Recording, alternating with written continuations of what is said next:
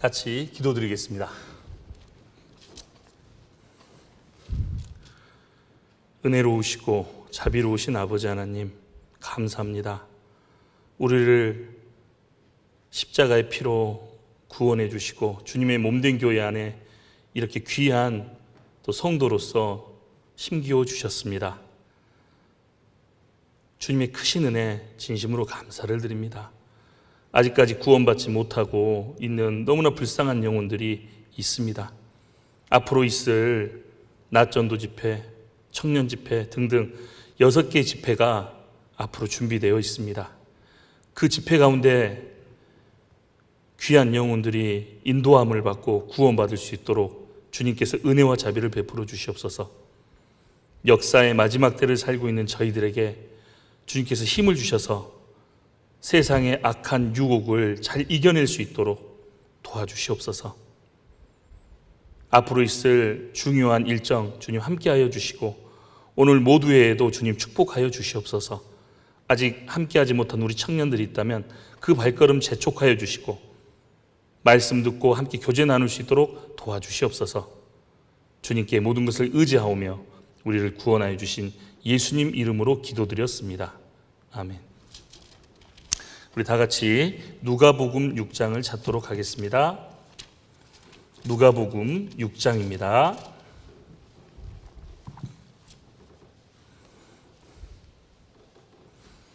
네.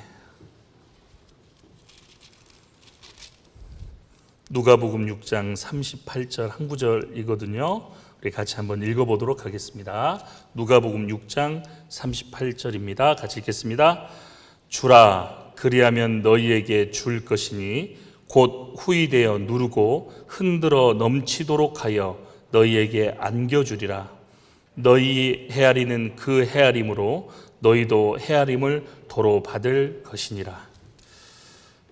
반갑습니다. 우리 청년들 역사의 마지막 때를 살고 있기도 하고, 그리고 우리 시대 사람들이 점점 영적인 것을 관심을 안 가지고 있잖아요. 영적인 것에 대해서 죽음 이후의 세계도 그렇게 생각지 않으려고 하고, 어떤 구역의 형제 자매님들이 이제 영혼을 전도하려다 보면 재밌게 이야기하다가도 전도 이야기, 영적인 이야기, 죽음 이후의 이야기를 하면 안색이 변하고 정말 전도하기가 어렵다라는 간증을 이제 듣게 됩니다. 그게 사실인 것 같아요. 우리 시대 너무나도 찾지 않는 사람들이 많고, 그 중에서도 우리 시대 청년들은 너무나 볼 것, 놀 것, 즐길 것이 많이 있잖아요. 그렇기 때문에 더더욱 구원받지 못한 젊은이들, 청년들은 더더욱 구원받기가 어려운 시대가 되었습니다. 그런데 반대로 긍정적인 측면에서 보면요, 우리 청년들, 특히 우리 소원교 청년들만 봐도요, 이렇게 교제를 사모하고 또 사모하지 않는다고 하더라도 이 자리에 오려고 하고 주일에 그래도 교회당에라도 나오는 그 모습 있잖아요. 그게 정말 대견스럽게 더욱더욱 느껴지는 시대인 것 같습니다. 우리 시대는 뭐 순교의 시대는 아니지만요, 죄로 따지자면 너무나도 강력한 죄의 유혹들이 많은 시대이기도 합니다. 마귀는 우리 시대 청년들, 또 구원받은 청년들이 힘을 못 쓰도록 세상적인 유혹, 볼거리, 놀거리, 즐길거리, 또 먹을거리, 이런 것들로 많이 우리를 유혹하고 그러는 것 같습니다. 특히 뭐 SNS, 유튜브 보면 젊은 사람들이 참 이렇게 즐겁게 살잖아요. 그렇죠? 반대로 우리 그리스도인들을 보면 막 고리타분하게 느껴지고, 근데 그럴 수 있을 거라고도 생각이 들지만 화려한 이면 속에 좀 멀리 또 내다보면 결국 그들은 멸망으로 가고 있는 것을 우리는 알고 있지 않습니까? 그러니까 우리가 이길 수 있고 견딜 수 있는데, 그렇더라도 우리 청년들이 그 유혹에, 그 강력한 유혹을 이겨내고 말씀 듣는 이 자리에 오려고 하고, 또 저는 이제 끄는 분도 대단하다고 생각하지만 끌려오는 분도 참 대단하다고 생각해요. 그게 두 부류가 하나님 보실 때 참 다 이뻐하실 거라 생각이 듭니다. 이몬들은 끌어갈 거고, 또 이렇게 끌려오고 순종하는 것도 참 대단하다고 생각을 해요. 그래서 우리 시대 역사의 마지막 때 죄가 가장 충만한 시대에 신앙을 지키고 있다는 것 자체가요, 너무너무 대견스럽고 귀하다는 생각이 듭니다. 또 감사한 거는 우리 매년 우리 그래도 청년 중에서 귀한 일꾼들이 참 많이 나왔어요. 그렇죠? 그래서 전도인으로서 이렇게 계속해서 청년들 중에서 이렇게 부르심을 입고 그것도 기적이라고 생각합니다. 그렇죠? 우리 시대에 이렇게 전도를 전무할 사람들이 나타나고 있다는 것 자체가요, 너무나 큰 기적이라고 담임 목사님도 말씀하셨지만 저희도 그렇게 생각합니다. 그래서 여기 계신 분들 다 귀한 일꾼입니다. 좀 더 주님을 좀 더 사랑하시는 분들이 있잖아요. 그래서 주님의 일도 좀 더 하시려고 하는 분들이 그 차이가 조금 나는 거예요. 그래서 주님을 좀 더 사랑하는 사람은 조금 더 큰 수고를 할 수 있을 거라고 생각합니다. 그래서 서로 선의의 경쟁은 해야 될 것 같아요. 나는 저분의 신앙을 못 따라가. 아니에요. 따라갈 수 있습니다. 목표를 잘 삼으셔야 돼요. 아무튼 나는 저분을 본받아서 저분만큼 그 이상 나는 해보겠다 하는 그런 마음이 꼭 필요할 거라고 생각합니다. 그래서 모두가 주님께 귀히 쓰임받고 하나님 앞에 섰을 때 다 칭찬받는 그런 분들이 되기를 간절히 기도하겠습니다. 또 난 너무나 좋아요. 꽃밭에 있는 것 같아가지고 내일 결혼식 내가 먼저 충분히 느껴내고 꽃향기를 저는 꽃을 이렇게 사다 준 적이 저희 집사람 결혼하기 전에 꽃 한 송이 한번 3,000원짜리 사준 거 외에는 사준 적이 없는데 아무튼 꽃이 있다는 것은 참 좋은 것 같아요. 그런데 우리 형제 자매님들 청년들 보면 다 꽃같이 귀하다는 생각이 듭니다. 하나님도 그렇게 보실 거라고 생각을 하고 내일 또 결혼식 있잖아요. 결혼식 때 또 많이 참석하셔서 축하해 주시면 감사하겠습니다. 누가복음 6장 38절 이 말씀을 보시면요, 주라 그리하면 너희에게 줄 것이니 곧 후이되어 누르고 흔들어 넘치도록 하여 너희에게 안겨주리라.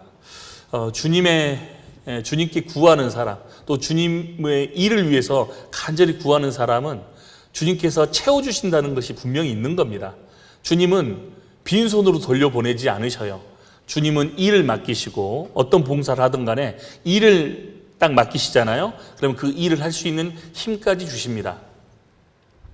그리고 너희의 헤아리는 그 헤아림으로 너희도 헤아림을 도로 받을 것이니라.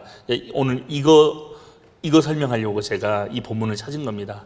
너희의 헤아리는 그 헤아림으로 너희도 헤아림을 도로 받을 것이니라. 이제 헬라 원어로는 이제 메트론이라고 영어로는 미저라고 되어 있습니다. MESSURE. 이제 척도, 뭘 재본다, 치수 그런 뜻이 있죠. 그래서 헤아리는 그 헤아림이 척도, 잰다, 분량 이런 뜻을 갖고 있는데 이걸 좀 어렵게 지금 말했나요? 제가 이걸 쉽게 말하면 이겁니다. 내가 주님을 생각하는 것만큼 내가 생각하는 만큼 주님을 위해서 내가 할 수 있는 행동 범위가 결정되는 거예요. 그렇죠? 내가 주님을 중심을 어느 정도 가치를 두고 있느냐, 또 우리 형제 자매님들의 가치를 정말 주님처럼 보고 있느냐, 교회에 대한 가치를 내가 정말 주님처럼 보고 있느냐, 또 부모에 대한 가치와 그 헤아림을 내가 성경적인 의미로서 이렇게 갖고 있느냐. 부모, 형제, 교회, 또 교회 안에 일꾼들, 우리가 여러모로 헤아려야 될 것들이 참 많습니다. 즉 우리가 가치를 주고 그 가치에 맞게 사람들은 행동을 하잖아요. 어떤 일도 가치가 있다고 하면 목숨을 걸잖아요. 그렇죠? 돈 버는 것도 가치가 있고 실제 그 정도 벌이가 된다고 한다면 야근도 서슴지 않고 이렇게 할 수 있을 거라고 생각합니다. 그러니까 우리는 어떤 가치에 따라서 행동 반경이 많이 달라져요. 마찬가지입니다. 이 말씀처럼 내가 어느 정도 주님의 마음을 이해하고 주님의 뜻을 이해하고 그 주님을 내 마음의 중심에 어느 정도 분량으로 가지고 있는지에 따라서 그 사람의 행동 반경이 달라질 겁니다. 우리는 쉽게 좀 설명하자면 사도 바울은 주님을 자기의 전부로 삼았잖아요. 구약시대 모세나 다윗도 주님을 자기의 모든 것으로 삼았습니다. 그 사람들의 행동 패턴이 어떻던가요? 목숨을 헌신짝처럼 내버릴 정도로 주님을 위해 살았던 사람들이 되겠습니다. 우리 시대에도 그런 청년 형제 자매님들이 분명히 있을 거라고 생각합니다. 저 또한 그렇게 가려고 열심히 이렇게 노력하고 있잖아요. 우리 시대에 그런 일꾼들이 계속해서 많이 나타나야 된다고 생각합니다. 그래서 우리가 오늘 말씀 들을 때 이 말씀이 내가 하나님을 헤아리는 것만큼 내 행동도 그렇게 비례해서 나타날 것이다 생각을 하고, 그래서 오늘 말씀을 잘 들으면서 전도서 12장 11절 말씀에 이제 지혜자의 말씀은 찌르는 채찍 같고 회중의 스승의 말씀은 잘 박힌 목과 같다는 말씀이 있습니다. 그래서 오늘 우리 형제 자매님들이 말씀을 들을 때 잘 박혔으면 좋겠어요. 이 내용이 너무 중요하니까. 주님을 헤아린다는 그 헤아림이 내 마음에 딱 박혀가지고 평생을 가야 된다고 생각합니다. 제 2강일의 말이 아니잖아요. 이거는 누구의 말씀이죠? 하나님의 말씀이잖아요. 내 개인의 말이 뭐가 중요하겠어요. 그런데 하나님의 말씀이니까 중요하고, 그 하나님의 말씀을 간절하게 받는 사람들이 어떤 사람들이죠? 그리스도인이고 실제 그것이 목과 같이 자기 영혼에 딱 박혀야 되는 겁니다. 그래서 우리 마음이 이렇게 둥글게 이렇게 하트 모양으로 하자면 이 마음에요, 못이 계속 박힌다는 것은 기둥이 박히는 거거든요. 기둥이 많이 세워져 있으면 그 집은 무너지지 않잖아요. 이 마음이 무너졌다, 그런 말 많이 듣죠. 왜 그러냐면 하나님의 말씀이 못처럼 박힌 게 없어서 그럴 수 있는 겁니다. 하나님의 말씀이 굳건하게 이렇게 딱 박혀 있잖아요. 그러면 어떤 어려움이 있다고 하더라도요, 이겨낼 수 있을 거예요. 그래서 우리의 마음이 무너진다 했을 때 내 마음 속에 하나님의 말씀이 이렇게 잘 안 박혀 있는 것이 많고, 내용은 많이 알지만 실제 내가 그렇구나, 하나님 말씀이 그렇구나, 그럼 그렇게 살아야지, 그게 박힌 것들이 몇 개가 있는지 한번 생각해 보시면 좋겠습니다.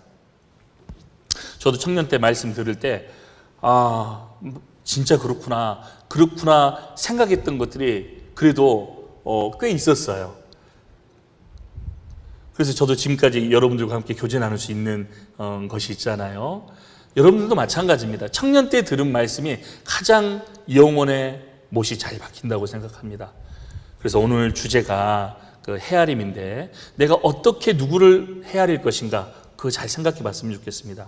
그래서 이 말씀처럼 주님을 높게 생각하고 잘 헤아리는 그 사람에게요, 하나님이 축복과 모든 것을 더해 주실 거라고 생각합니다. 그래서 축복받는 길은 주님을 잘 헤아리고 주님의 뜻을 잘 알고 하는 사람에게 축복이 임할 거라고 생각합니다. 그래서 다윗은요, 하나님에 대해서 어떻게 헤아리고 있는지 아시죠? 우선은 크기에 대해서 다윗은 하나님을요, 너무너무 광대하게 생각했던 사람입니다. 인간은 그것에 비해서 너무너무 미개하고 너무나 왜소하고 하나님과 비교가 안 된다고 생각했기 때문에 다윗은 왕이었지만 그렇게 훌륭한 신앙을 끝까지 간직할 수 있었던 것입니다. 시편 대부분이 누가 썼죠? 다윗이 썼잖아요. 그래서 다윗을 보면요, 정말 하나님을 그렇게 생각했던 것 같아요. 자기의 전부로 알고. 다윗의 인생과는 죄 지은 것 좀 5점 빼고는 대부분 정말 신실한 삶의 연속이었습니다. 그래서 시편 말씀을 쭉 읽다 보면 고생도 많이 했죠, 당연히. 고생하면서 주님과 더 가까워졌고 또 주님을 더 잘 헤아렸던 것 같습니다. 우리 시편 145편 한번 찾아보도록 하겠습니다. 다윗은 하나님을 이렇게 헤아렸던 사람입니다. 시편 145편입니다.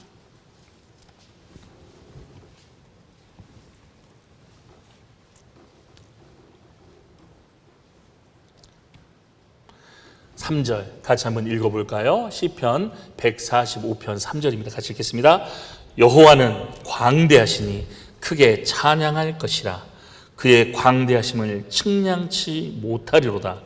다윗은 그렇게 생각했던 겁니다. 하나님은 우주보다 크신 분이고 우주가 하나님을 포함할 수 없다고 믿었던 사람입니다. 그때 당시는 우주가 있는지도 몰랐겠죠. 그렇지만 저 넓은 하늘, 끝이 있는지 없는지 모르는 하늘보다도 하나님을 크게 생각했던 사람이 실제 다윗이었습니다. 왜 찬양해야 되냐? 크기 면에서 비교가 안 된다 이 말입니다.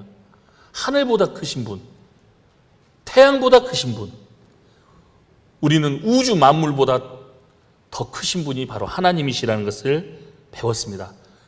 그의 광대하심을 계산할 수 없다, 측량치 못하리로다, 이렇게 말하고 있죠. 하나님은 전지하시고 편재하십니다. 온 우주 만물에 가득하고 아주 세미한 내 마음속에도 들어와 계신 거예요. 가장 작은 곳에서부터 가장 광대한 곳까지 주님은 안 계신 데가 없다고 또 시편 139편의 다윗이 구구절절하게 기록을 해놨습니다. 한번 읽어볼까요? 시편 139편 찾도록 하겠습니다. 뭐 다 읽을 수는 없고 제가 몇 군데 한번 제가 읽어드릴게요. 다윗은 하나님을 이렇게 헤아렸던 사람입니다. 1절, 여호와여 주께서 나를 감찰하시고 아셨나이다. 시편 139편 1절입니다. 주께서 나의 앉고 일어섬을 아시며 멀리서도 나의 생각을 통촉하시오며 나의 길과 눕는 것을 감찰하시며 나의 모든 행위를 익히 아시오니 여호와여 내 혀의 말을 알지 못하시는 것이 하나도 없으시니이다. 다윗은 하나님이 자신을 속속들이 알고 있다고 믿고 있었던 사람이고 그걸 기록해놨죠. 그리고 7절, 내가 주의 신을 떠나 어디로 가며 주의 앞에서 어디로 피하리까? 하나님은 편재하시기 때문에 본인이 피할 수 없다는 것도 알고 있습니다. 내가 하늘에 올라갈지라도 거기 계시며 음부에 내 자리를 펼지라도 거기 계시니이다. 12절, 주께서는 흑암이 숨기지 못하며 밤이 낮과 같이 빛이 나니 주에게는 흑암과 빛이 일반이니이다. 주께서 내 장부를 지시며 나의 모태에서 나를 조직하셨나이다. 내가 주께 감사하오면 나를 지으심이 신묘막측하심이라. 주의 행사가 기이함을 내 영혼이 잘 아나이다. 다윗은 자기의 마음속을 속속들이 아시는 것뿐만 아니라 자기의 근본도 생각했습니다. 아, 나의 근본은 바로 하나님이셨구나. 하나님이 나를 어머니 태중에서부터 지으신 분이구나. 그래서 다윗은요, 하나님에 대해서 깊게 크게 생각했던 것이 분명합니다. 우리가 신앙생활을 함에 있어서요, 하나님에 대해서 깊게 생각을 해봐야 돼요.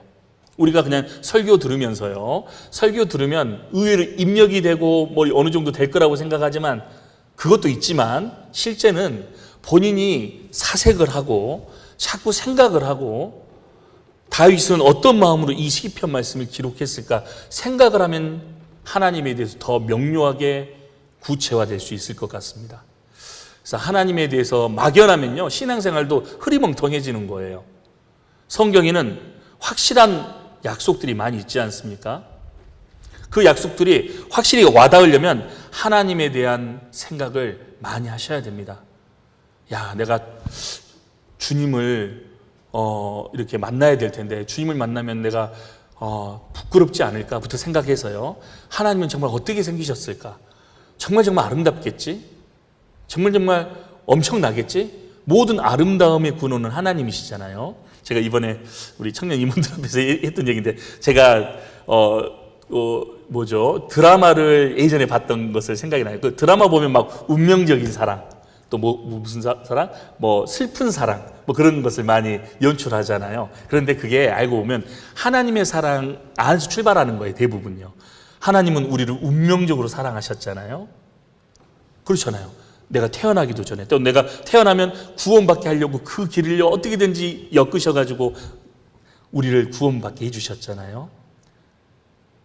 그래서 그 운명과 같은 사랑은 주님의 사랑입니다. 세상의 드라마는 그것을 조금 하나님의 사랑을 흉내내는 것 뿐이에요. 저도 이제 그 드라마 보면서 눈물 콧물 짜고 있을 때, 그 생각이 들더라고요. 우리 자매가 그 모습을 보면서요, 등치는 산만한 사람이 드라마 보고 울고 있는 모습을 보면서 내가 그때 참 생각을 했어요. 야, 이렇게라도 인간의 드라마도, 이게 실제가 아니고 드라마도 이렇게 감동적이라면, 그리고 또 이렇게 여배우 남배우가 너무 또 잘생겼잖아요. 대부분 미남이고 미녀고. 그런데 진짜 하나님 앞에 가면 정말 우리가 그런 주인공이 되겠다, 그 생각을 잠깐 들었어요. 드라마 보면서 드라마를 잠깐 보면서 그런 생각이 들었습니다. 그래서 야, 우리가 진짜 주인공이고 숙명적이고 운명적인 사랑을 우리가 하고 있구나. 지금도 그 사랑을 받고 있구나. 한시라도 나를 이렇게 한시라도 침 삼킬 동안도 눈을 떼지 않으시는 분이 하나님이시구나. 드라마는 가공의 인물이지만 실제 우리는 그런 사랑을 받고 있잖아요. 그렇죠? 그래서 그거 생각하면 야, 진정한 사랑 우리가 어디서 만나는 거죠? 천국에서 만나는 거예요. 그래서 우리 그 생각도 많이 해야 됩니다. 내가 하나님을 만날 때 부끄러울 것이 있는지 없는지 생각해 봐야 됩니다. 내가 그 정도로 주님은 나를 헤아리고 나를 혹시라도 잘못될까 봐, 영원히 잘못될까 봐 노심초사하시는 분이 하나님이신데 나는 그 하나님의 마음을 어느 정도 알고 있을까? 내가 그 마음을 헤아리고는 있을까? 그 생각을 해봤으면 좋겠습니다. 그래서 하나님을 크게 헤아리는 사람은 잘못되지 않을 뿐 아니라 이런 행동을 하게 될 거예요. 우선 여호수아 22장도 한번 찾아보시죠. 여호수아 22장. 하나님을 헤아리는 사람의 특징은요, 여호수아도 그랬고 모세도 그랬지만 여호수아 22장입니다. 오늘 헤아림이라는 것을 잘 염두에 두시고 설교 들으셔요. 22장 5절 우리 같이 한번 읽어보도록 하겠습니다. 여호수아 22장 5절 같이 읽겠습니다. 크게 삼가 여호와의 종 모세가 너희에게 명한 명령과 율법을 행하여 너희 하나님 여호와를 사랑하고 그 모든 길로 행하며 그 계명을 지켜 그에게 친근히 하고 너희 마음을 다하며 성품을 다하여 그를 섬길지니라 하고. 그래서 삼가라는 단어 보면 이게 샤마르라고 원어에 되어 있는데 이게 지키다, 준수하다, 보존하다, 감시하다, 주의하다 이런 뜻이 있습니다. 그래서 하나님을 크게 헤아리는 사람, 여호수아도 그랬지만요, 모세도 그랬지만 헤아리는 사람의 특징을 보면요, 삼가하는 마음이 있습니다. 하나님의 뜻을 지키려고 하고, 그리고 하나님의 뜻과 계획을 이루기 위해서 절제를 딱 선택합니다. 자기 몸을 스스로 잘 통제합니다. 왜? 하나님 나를 그렇게 사랑해 주셨기 때문에 그렇습니다. 하나님의 사랑, 인간의 사랑과 비교할 수 없죠. 정말 아름다운 사랑이고 위대한 사랑이고, 어떤 면에서는 우리는 하나님의 사랑을 외면하니까 하나님 입장에서 슬픈 사랑도 될 수 있는 거예요. 지옥 가는 사람은 하나님의 사랑을 끝까지 외면한 사람이니까 하나님 입장에서는 슬픈 사랑이 되는 겁니다. 그렇지만 우리는 구원을 받았잖아요. 하나님 보실 때 드디어 사랑이 완성된 거예요. 하나님의 사랑을 우리가 깨달았습니다. 그래서 하나님의 사랑을 깨달은 사람의 특징은 절제하는 삶을 갖게 되는 거예요. 나를 이렇게 사랑해 주셨는데 마땅히 내가 그렇게 살고 말고, 이 세상에 유혹이 많이 있지만 그 유혹, 하나님의 사랑 때문에 난 절대 넘어갈 수 없다. 죄 절대 지을 수 없다. 그래서 죄를 이길 수 있는 힘이 우리에게 생긴 겁니다. 또 하나의 특징이 뭐가 있을까요? 우리 여호수아 23장 한번 찾아보도록 하죠. 23장. 여호수아 23장 6절입니다. 같이 한번 읽어볼까요? 그러므로 너희는 크게 힘써 모세 율법책에 기록된 것을 다 지켜 행하라. 그것을 떠나 좌로나 우로나 치우치지 말라. 하나님을 크게 헤아리는 사람의 또 하나의 특징은 하나님 일에 힘쓰는 사람이 되는 것입니다. 전도하는 일, 봉사하는 일, 성도 섬기는 일, 그 일이 힘들더라도 직장 일을 하면서, 학교 생활을 하면서 주님의 일을 기쁘고 즐겁게 할 수 있는 이유는 하나님을 그렇게 헤아리는 사람은 그렇게 할 수 있는 거예요. 그러니까 우리가요, 교회 안에 이제 연말이 되면 임원을 세우고 이렇게 일꾼을 세우잖아요. 어떤 사람을 세우냐면 하나님을 잘 헤아리고 있는지를 여부를 봅니다. 정말 하나님을 기쁘시게 하는 사람, 하나님의 뜻을 잘 아는 사람, 그런 사람에게 귀한 직분을 맡기는 거예요. 아무에게나 맡기지 않습니다. 저도 예전에 제가 청년회 부장할 때 그냥 좋은 게 좋은 거라고 그냥 이렇게 마음이 좀 이렇게 어린아이 있잖아요. 좀 구원받은 지 오래됐지만 마음 자체가 좀 너무 어린아이 기질이 있는 분을 제가 좀 유의해 준다고 일꾼을 세웠더니 난리가 나버렸어요. 아무튼 그분은 이제 부서 안에 조장을 세웠는데, 아유, 어딜 가나 막 이렇게 막 싸움하고 막 이렇게 해가지고요. 너무너무 괴로웠습니다. 그러니까 일꾼을 아무나 세우는 게 아니라는 것을 알 수 있었어요, 그때. 아, 좋은 게 아니구나. 그래서 하나님의 마음을 잘 헤아리고 마음도 넓어야 될 뿐 아니라요. 정말 다른 사람이 다칠까봐 내가 혹시 상처를 받으면 받았지 내가 상처를 줄 수 없다. 그런 사람을 세워야 되는 거거든요. 그렇잖아요. 우리 교회학교 교사도 마찬가지지만 학생들에게 상처를 받더라도 상처를 줘서는 안 되잖아요. 어떤 봉사도 마찬가지입니다. 그래서 그런 분에게 봉사의 일을 부탁하는 거거든요. 아무에게나 맡기면요 큰일 나는 겁니다. 그래서 근데 그 형제님이 나중에는 신앙이 성장해서 아무튼 이제 결혼 소개를 제가 또 연결해서 아주 잘 살고 두 아이 아빠로서 잘 살고 있더라고요. 그러니까 부족한 모습이 있을 때는 우선은 조금 뒤로 남겨두고 우선 합당한 일꾼을 세우는 게 맞을 거예요. 그러니까 아무나 세우는 게 아닙니다. 하나님을 잘 헤아리고 있는 사람에게 그 중요한 일을 맡기는 겁니다. 아무에게나 전도인의 일을 맡기지 않습니다. 그래서 우리가요, 바울은 하나님의 마음을 정말 잘 헤아렸던 사람이고 다윗 또한 마찬가지입니다. 우리 한 군데 더 찾아볼까요? 하나님을 헤아리는 사람의 특징 여기 나와 있죠. 시편 28편 7절입니다. 시편 28편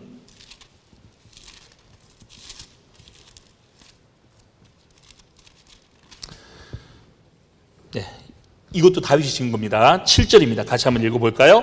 여호와는 나의 힘과 나의 방패시니 내 마음이 저를 의지하여 도움을 얻었도다. 그러므로 내 마음이 크게 기뻐하며 내 노래로 저를 찬송하리로다. 다윗은 하나님을 크게 생각하는 사람, 하나님을 정말 세밀하게 헤아리는 그 사람은 하나님 자체로 기뻐하는 사람입니다.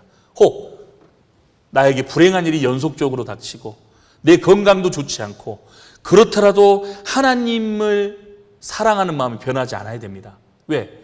영원한 생명을 얻었잖아요. 맞죠? 영원한 기쁨과 영원한 행복이 있는 그곳에 가게 됐잖아요. 다윗도 구원받은 사람이 대표였거든요. 자기의 모든 죄가 씻김을 받은 사람이었습니다. 다윗은 하나님 자체로 기뻐했습니다. 하나님이 계신 곳에 간다는 믿음이 있었거든요. 그래서 육신적으로 심지어 자기 자식에게 죽음을 당할 뻔한 일도 있었죠. 그렇지만 그것이 문제되지 않았어요. 그리고 하나님을 잘 헤아리고 그분을 크게 여기는 그 사람은 특징이 또 있어요. 역대하 33장도 한번 찾아보도록 하겠습니다. 역대하 33장. 역대하 33장 12절입니다. 하나님을 크게 생각하고 하나님을 세밀하게 헤아리는 그 사람은 역대하 33장 12절처럼 될 겁니다. 같이 읽겠습니다. 저가 환난을 당하여 그 하나님 여호와께 간구하고 그 열조의 하나님 앞에 크게 겸비하여, 이 겸비라는 말 알죠? 낮추는 삶, 겸손한 삶. 하나님을 크게 생각하는 그 사람은요, 낮추는 마음, 겸손한 마음을 갖게 되는 거예요. 교만한 마음이 들었습니까?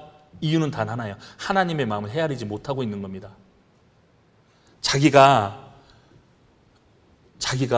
조금이라도요, 좀 괜찮다는 마음이 드는 순간 망하는 거거든요. 자기는 아무것도 아니라고 생각해야 되는 겁니다. 저도 한때는 교만한 마음이, 지금도 교만과의 싸움은 있지만, 좀 오해하지 말고 들어주셔요. 교만한 것을 지금 없다는 게 아니라, 교만이라는 건 언제라도 끝까지 이게 싸워야 될 대상인데, 저도 한때는 그냥 그런 마음이 들었어요. 내가 그래도 이렇게 주님께 일꾼으로 쓰임 받으니까 조금은 낫겠지. 진짜 그런 어처구니 없는 어리석은 생각을 잠깐 했던 적이 있습니다. 오래 하지는 않았어요. 그런데 그것이 진짜 올무가 돼서요, 정말 하나님 앞에 많은 징계를 받았거든요. 그래서 자기가 조금이라도 잘났다고 생각하는 그 마음, 난 하나님 앞에 은혜를 받아야 될 사람이죠. 완벽한 사람이 아니거든요. 하나님 앞에 귀 쓰임 받는 사람의 특징, 하나님을 헤아리는 사람의 특징, 하나님은 비록 검으나 아름다운이라는 아가서 1장 말씀처럼요, 내가 죄성과 나쁜 기질을 그대로 갖고 있지만 한쪽 면에 구원받은 아름다운 모습이 있거든요. 그러니까 하나님의 은혜를 받는 겁니다. 내가 조금이라도 잘나서 구원을 받았다거나 잘나서 주님의 일을 한다거나 그런 마음을 갖고 있는 사람은 결국 넘어집니다. 언젠가는 넘어지게 돼 있어요. 다윗은 끝까지 자신을 낮췄잖아요. 그렇죠? 왕이었는데 낮췄어요.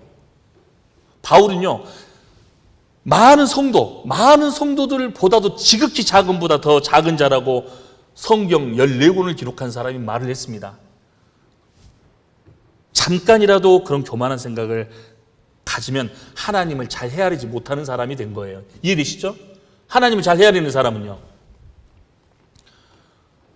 자기 자신을 낮출 겁니다. 근데 시간이 없기 때문에 여러분들 교회를 어떻게 헤아리고 있습니까? 교회에서 이루어지는 일을 우리가 뭐 광고도 올라오지만요, 그것을 두고 기도하십니까? 우리 청년 집회 얼마 안 남았어요. 기도하십니까? 낮전도 집회 진짜 얼마 안 남았어요. 기도하십니까? 교회 일정을 관심을 가지는 사람이 교회를 잘 헤아리고 있는 사람이거든요. 그래서 우리가요, 교회 일정에 정말 큰 관심을 가져야 됩니다. 교회는 하나님이 직접 운영하시는 곳이잖아요. 하나님의 눈과 마음이 다 교회에 집중되어 있지 않습니까? 그래서 교회가 잘 되면 많은 영혼이 구원을 받고 많은 형제 자매님들이 힘을 얻고 교제를 붙는 큰 역사가 일어나게 되는 거예요. 우리가 그 일에 교회를 잘 헤아리고 교회에 부족한 것이 무엇일까? 내가 교회에 무슨 도움이 될까? 내가 교회에서 부탁하면 무조건 순종해야 되겠다. 그런 마음이 있어야 될 겁니다. 그리고 또 하나 좀 말씀드리자면, 교회 안에서 앞장서서 일하는 일꾼들이 있습니다. 뭐 전도인 포함해서 뭐 청년 회장님, 회장단, 뭐 부장단, 교회학교 우리 교무 부장님, 이런 분들이 앞장서서 일하는 분들이잖아요. 그렇죠? 그런데 그분들을 어떻게 헤아리고 잘 계셔요? 오늘 청년의 모임이니까 그래도 청년의 부장님들이 계실 거예요. 부장님들 마음을 잘 헤아리고는 계십니까? 그런데 성경에는요, 그런 사람들을 알아주라고 되어 있습니다. 교회 안에서 묵묵히 주님의 일을 하는 사람들이 있습니다. 그런 사람들을 알아주라고 되어 있어요. 근데 감사하게도 수원교 형제자매님들 너무나 잘 알아주고 계셔요. 진짜로 너무너무 감사드립니다. 기도를 해주신다는 건 많이 느낍니다. 저도 많이 느끼고 우리 앞장서서 일하시는 분들 많이 느끼고 계실 거라고 생각해요. 무시하거나 그러지 않습니다. 잘하고 있는데 그래도 다시 한번 말씀드리는 겁니다. 우리 이 말씀 한번 찾아보죠. 갈라디아서 6장입니다. 갈라디아서 6장 6절입니다.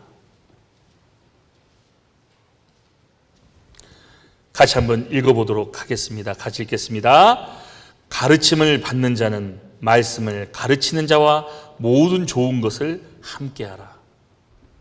그래서 여러분들 부서끼리 버거킹을 간다, 갈비집을 간다, 나를 생각하셔야 됩니다. 지금 우쩍한 말입니다. 아시죠? 나를 생각만 하셔요. 연락은 하지 마시고. 이게 무슨 말이냐면, 맞아요.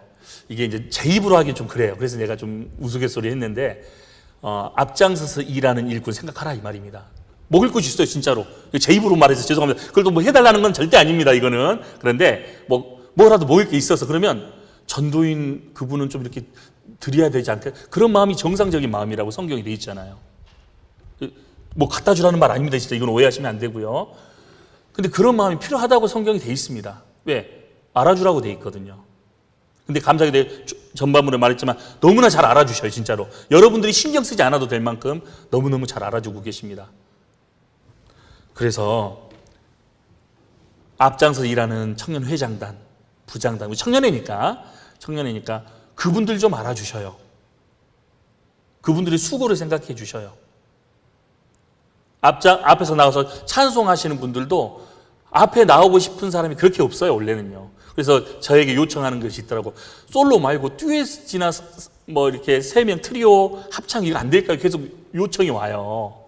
근데 방역법상 솔로 해야 됩니다. 지금은요. 왜 그럴까요? 나서기 싫지만 나서는 거거든요. 그래서 아유 노래 잘해서 좋겠다 그렇게 생각하지 마세요. 나오고 싶어서 나오는 게 아닙니다. 정말 주님께 영광이 되고 형제자매 유익이 돼서 나오시는 거예요. 저는 그 마음 이해합니다. 좋은 달란트가 있잖아요. 내가 못하는데 저분이 잘해주잖아요. 그렇죠? 자꾸 누구하고 비교하면 안 되는 것 같아요. 뭐 그러진 않겠지만 그래서 아무튼 알아주셔야 됩니다. 찬송하시는 분도 알아주고 앞장서서 교회 일을 하시는 분들은 다 알아주셔야 되는 거예요. 대신에 조심해야 될 사람이 있습니다. 어떤 사람이 조심해야 될까요? 전도인에게 함부로 말하는 사람, 앞장선 일꾼들에게 함부로 말하는 사람들이 있거든요. 그런 사람은 조심하고 좀 멀리 해야 될 사람입니다. 우리 성경 한번 찾도록 하겠습니다. 디모데 후서 4장입니다. 디모데 후서 4장 14절 15절 말씀입니다. 같이 한번 읽어보도록 하겠습니다. 구리장색 알렉산더가 내게 해를 많이 보였음에 주께서 그 행한 대로 저에게 갚으시리니 너도 저를 주의하라. 저가 우리 말을 심히 대적하였느니라. 구리장색 알렉산더 같이 구원받은 무리에 있다가 떨어져 나가서 배교한 이단자입니다. 이런 사람들이 유다서에서 보면 불만을 토로하며 이런 말도 있거든요. 교회 안에 불만 섞인 사람들이 많은 사람은 좀 주의해야 돼요. 그런 불만 있으면 전도인 와서 상담받으면 되지. 형제자매님들 이간질 시키는 거예요, 교회와? 그런 분 있으면 멀리 하십시오. 전혀 유익이 안 되는 사람입니다. 혹 구원을 받았는지도 불확실할 수 있어요. 구원받은 사람이 어떻게 교회를 함부로 판단하고 형제자매님을 어떻게 함부로 판단할 수 있겠습니까? 그래서 교회 안에서 일꾼들을 잘 헤아리는 그것이 필요할 겁니다. 그래서 마지막으로 우리는 영혼을 어떻게 헤아리고 있는지 생각을 해봐야 될 거예요. 천하보다 귀한 영혼입니다. D.L. 무디는요, 정말 그 영혼을 건지기 위해서요, 불탄 사람이 D.L. 무디잖아요. D.L. 무디 제가 저도 좀 내용이 길어서 좀 적어왔거든요. 제가 읽어드릴게요. D.L. 무디 영혼을 건지러 열정이 뛰어난 사람인데 무디는 영혼을 크게 자신의 샘 속에 넣었으므로, 그러니까 영혼을 잘 헤아렸다 이 말입니다. 영혼이 얼마나 크고 위대한지를, 하나님의 전부를 주고도 사고 싶은 게 영혼이잖아요. 봐보세요. 무디는 영혼을 크게 자신의 샘 속에 넣었으므로 일생을 다해 영혼을 건지려 하였다. 무디 선생이 맡아 지도하던 젊은이들이 있었다. 그들은 모두 다 주님께로 인도하여 구원했는데 유독 한 청년만 핑계를 대고 예수 그리스도를 영접하지 않았다. 무디 선생이 나는 서부로 가야 합니다. 나중에 돈을 많이 벌어 가지고 온 다음에 그리스도를 영접하겠습니다. 라고 고집을 부렸다. 며칠 후에 그 청년이 몹시 아파서 입원을 했는데 무디 선생님이 찾아가서 예수님을 영접하라고 간절히 권면했더니 또 거절하면서 무디 선생님, 나는 이대로 죽지 않습니다. 전에 말한 대로 서부로 가서 돈을 많이 벌어 가지고 와서 그리스도인이 되겠습니다. 라고 고집을 부렸다. 할 수 없이 무디 선생은 무거운 마음으로 돌아왔다. 어느 날 청년은 건강을 되찾아 가지고 무디 선생을 찾아와 인사를 하면서 선생님, 마지막 인사를 하러 왔습니다. 저는 서부로 떠납니다. 라고 할 때 무디 선생은 다시 그 청년의 어깨에 손을 얹고 예수님을 영접하고 가라고 간곡히 권면했더니 그 청년은 도리어 화를 내면서 무디 선생님, 내 영혼 구원에 대하여는 다시는 이야기하지 마십시오. 제가 다시 돌아와서 결심하겠다고 약속합니다. 그러나 그 전에는 안 됩니다. 안녕히 계십시오. 하고 떠나갔다.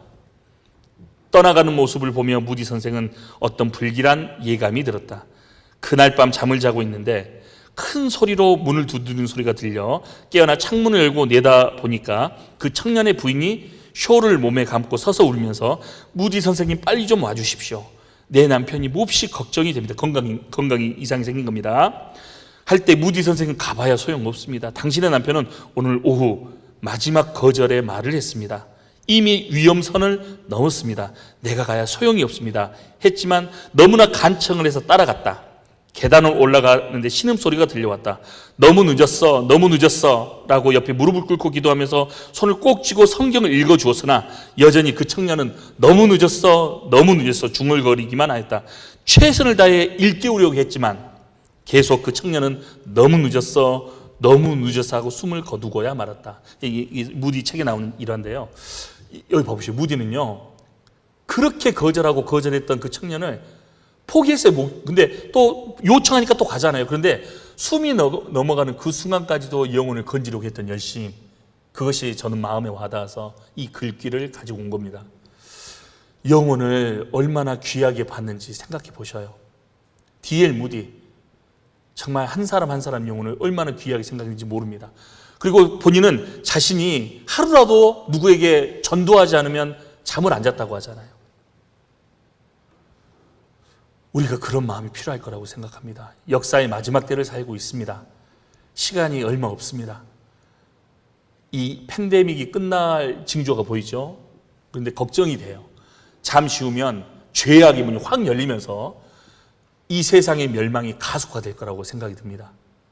그래도 코로나 때문에 청년들이 많이 못 움직이는 거거든요, 지금 그나마. 근데 코로나가 끝나면 무시무시한 속도로 죄가 급증할 거고, 우리가 복음도 자유롭게 전하는 것도 있겠지만 지구의 멸망, 이 세상의 끝은 가속화가 될 거라고 생각합니다.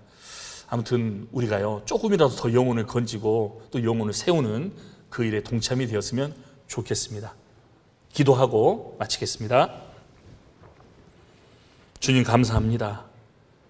우리가 주님을 어떻게 헤아리고 있는지, 성도님들을 어떻게 헤아리고 있는지, 그리고 영혼을 어떻게 헤아리고 있는지에 대해서 생각해 보았습니다. 그 헤아리는 그 헤아림대로 우리가 헤아림을 받을 것이라고 하셨습니다.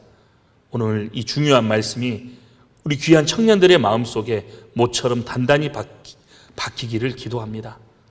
앞서서 일하는 일꾼들을 헤아리고, 연약한 성도를 헤아리고, 아직 구원받지 못한 내 부모님을 헤아리고, 내 가족들을 헤아리는 그 마음, 주님 더욱 내려주시옵소서. 얼마 남지 않은 전도 집회 주님 함께하여 주시옵소서. 주님께 모든 것을 부탁드리옵니다. 우리를 구원하여 주신 예수님 이름으로 기도드렸습니다.